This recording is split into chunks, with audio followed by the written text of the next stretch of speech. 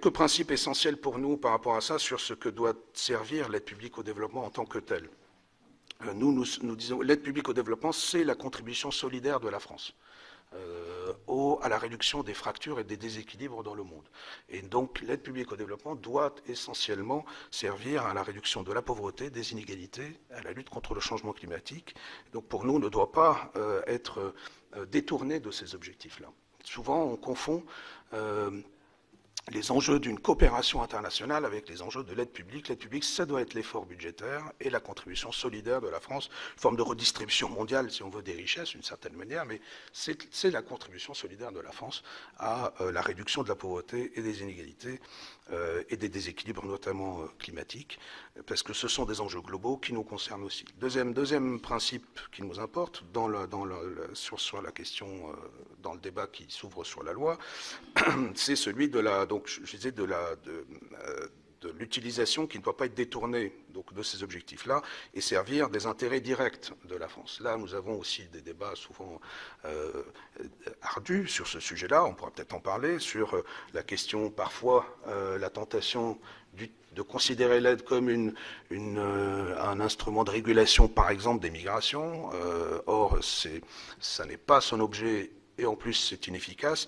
Le deuxième élément, c'est que ce soit une aide liée mais qui ne dirait pas son nom, c'est-à-dire qu'il soit un instrument d'ouverture de marché pour des intérêts économiques français. Là aussi, ça n'est pas l'objet de l'aide française, même si évidemment qu'une aide française, qu'une coopération française peut être utile à une certaine image, à une certaine influence de la France dans le monde.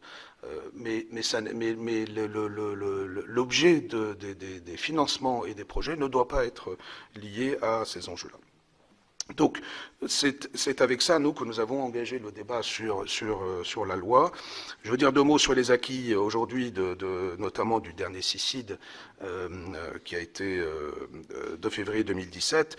Bon, il y a eu l'engagement du président de la République à atteindre 0,55% de l'aide publique, du revenu national brut, donc pour l'aide au développement.